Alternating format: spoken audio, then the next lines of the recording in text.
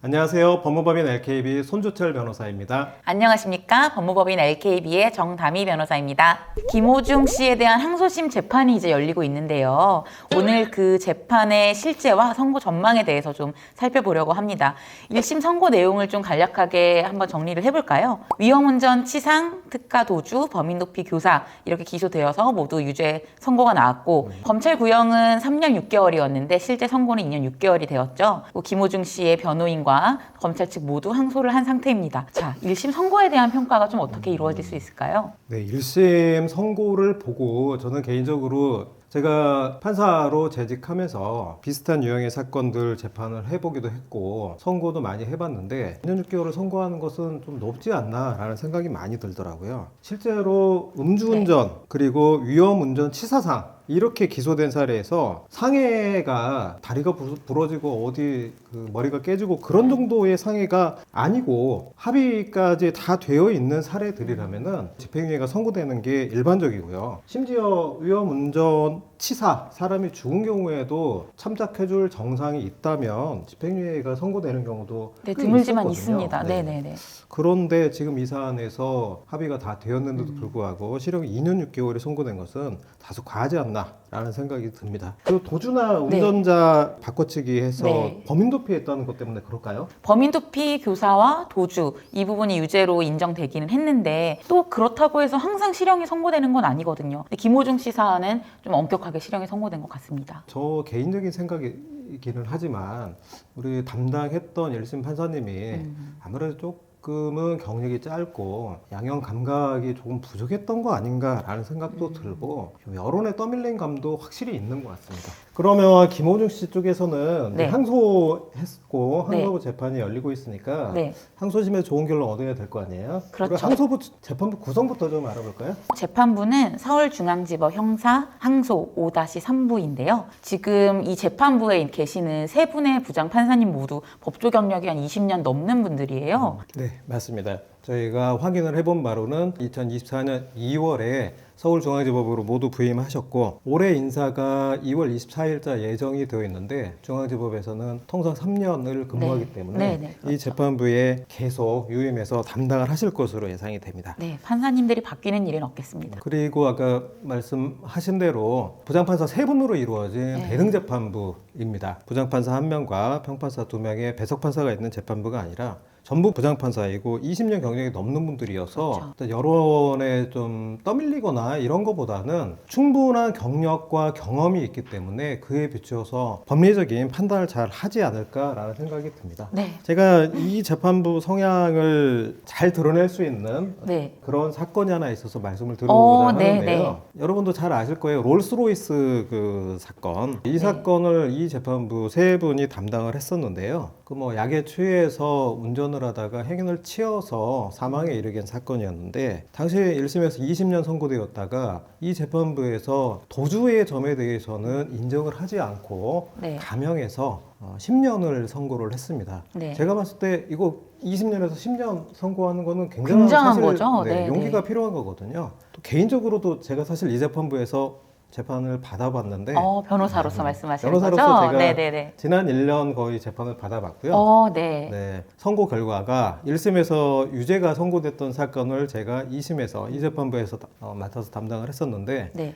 법리 주장 굉장히 잘해서 네. 무죄 판단을 받았습니다. 축하드립니다. 네. 이 재판부의 판사님들이 법리적으로 충분히 잘 판단해 주리라고 네, 예상이 네, 네. 되는 점이에요. 네, 아무래도 경험에 비추어서도 그렇게 볼 수 있다면은 좋은 결과를 좀 기대해 볼 수도 있지 않을까 네. 생각이 되네요. 자, 2월 12일 네. 첫 재판이 열렸잖아요. 변호인과 검사가 모두 항소를 했는데 네. 항소 이유는 어떤 것들이 있었는가요? 특가법상의 위험운전 치상 이 혐의에 대해서 사실 오인을 주장하고 있는 것인데요. 사고 당시에 김호중 씨가 정상적인 운전이 곤란할 정도의 만취 상태가 아니었기 때문에 항소심에서 다시 판단해야 된다. 이런 취지의 주장을 지금 김호중 씨 측에서는 하고 있는 것 같고 위험운전 치상죄의 법정형이 상당히 높은 편이잖아요. 네, 1년에서 그렇죠. 15년. 이 부분을 적극적으로 다퉈서 무죄를 받아야 실제로 양형에 큰 영향을 미칠 수 있을 것 같습니다. 추가로 양형부당 주장도 했습니다. 검찰에서는 이제 양형부당 주장만 하였고요. 그래서 이제 항소심이 시작이 되는데 차례차례 살펴보면 일단 위험운전치상 혐의에 대해서는 좀 어떻게 보십니까? 그 1심에서도 위험운전 치상 이 부분이 위험운전이 아니다. 네. 위험한 상태에서 운전을 한 것이 아니다.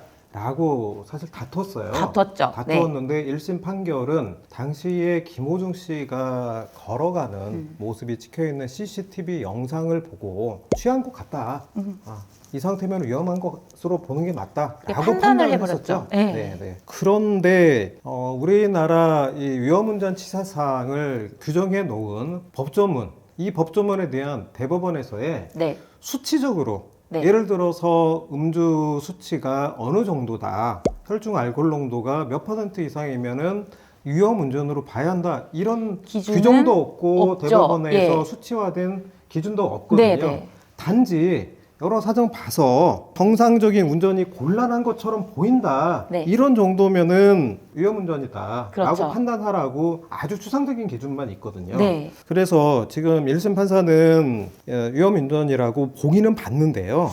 네. 실제로 위험운전이 아니라고 판단될 가능성은 상당히 있는 것 같아요. 네. 네. 그 이유는 무엇이 될까요? 이 유사한 사례를 여러 네. 가지를 검색을 해봤는데 네. 그 음주운전으로 함께 기소가 되어서 판단된 사건이었는데 혈중 알코올 농도가 심지어 0.159%. 상당히 이- 높은 편이죠. 네. 보통은 이 정도 수치면요 판결문에 만취 상태라고 표현되거든요. 네. 만취 상태라고 표현이 될 정도의 수치가 명확하게 밝혀졌음에도 불구하고 그때 뭐 글씨를 썼는데 제대로 썼다거나 말하는 것이 괜찮았다거나 이런 여러 가지 사정을 살펴보고 위험운전이 아니라고 한 사례들도 있었어요. 네. 위험운전이 아니라는 것은 그 김호준 씨 변호인 쪽에서 꽤 강하게 주장을 해볼 만한 주장이라고 생각이 됩니다. 네. 핵심적인 주장이 될 것 같아요. 네. 그리고 법정에서 술타기, 소위 네. 술타기라는 말이 계속 나오면서 네, 그게 뭐 네. 쟁점인 것처럼 된 것 같아요. 네, 언론 보도가 어떻습니까? 되고 있죠.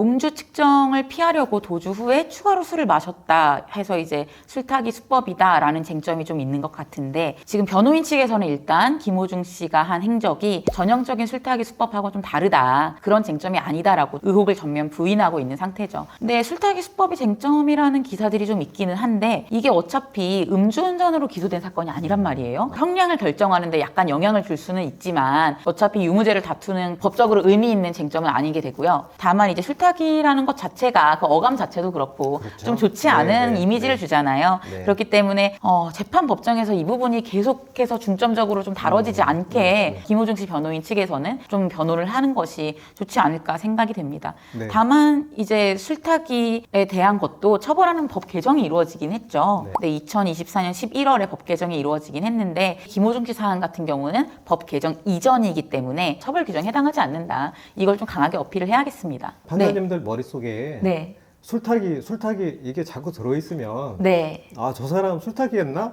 이런 네. 의심만 자꾸 들거든요. 변호사님들 술타기 이 말 쓰지 마세요. 그 다음으로는 이제 범인 도피 교사 혐의에 대해서 좀 살펴볼까요? 어떻게 보십니까? 보도가 돼서 저희가 알고 있는 내용으로는 범인 도피를 한 것은 인정될 수밖에 없고요. 네. 다만 교사 누군가가 시켰느냐 하는 부분인데 네.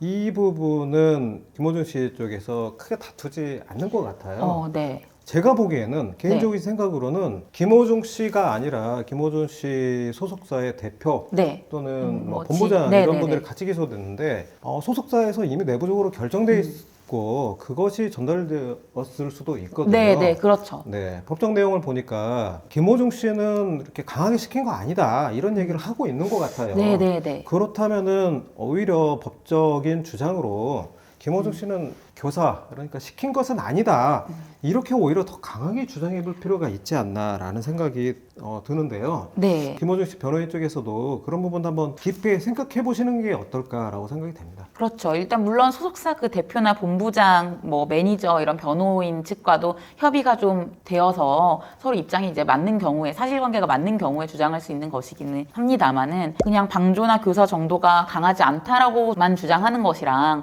방조나 교사를 아예 한 것이 것이 아니다. 내가 개입한 것이 아니다. 이렇게 주장을 해주는 거는 사실 유무죄가 갈릴 수 있는 사안이기 때문에 좀 다른 것이잖아요. 네, 네. 3월 19일에 또 다음 재판이 열릴 예정이죠. 항소심 재판은 통상적으로 1심보다는 빨리 끝나는 편인데요. 그렇죠. 첫 번째 공판기일을 진행한 판사님이 다음 공판기일에 변론을 종결하고 그 다음에 선고하겠다 이렇게 예고를 네, 한 네. 상황이고요. 저희가 알기로는 특별히 누군가 증인이 나와서 증언을 한다거나 네. 그런 부분들보다는 검사와 변호인이 쌍방 주장하고 있는 내용에 대해서 네. 법리적인 내용에 대한 공방을 하고 네. 재판부에서 최종 판단을 해보겠다 이런 내용으로 생각이 됩니다. 그러면 이제 그 이후에는 선고가 이루어질 텐데 선고 전망에 대해서는 좀 어떻게 보십니까? 처음 제가 영상에서 말씀을 드렸는데 제 개인적인 생각으로 순전히 주관적인 생각은 아니고 저도 거의 20년 가까이 판사로서의 경험이 네. 있기 때문에 경험을 토대로 좀 말씀을 드렸던 것인데 아무래도 1심 형량이 높다고 생각이 되고요. 네. 동종 범죄명의 사건의 선고 결과들 그리고 이 사건에서 상해라고 하는 부분이 실제 크지는 않았거든요.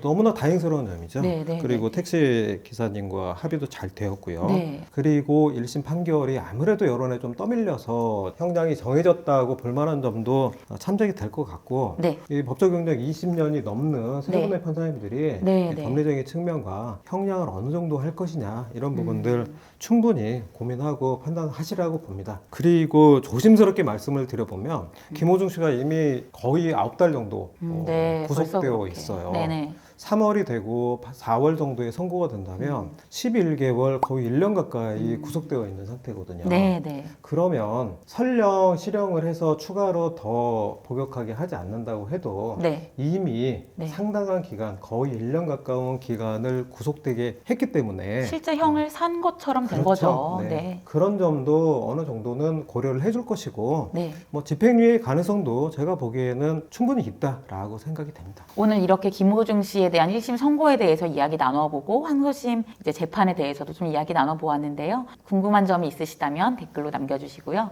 지금까지 법무법인 LKB의 정다미 변호사였습니다. 네, 손주철 변호사였습니다. 감사합니다.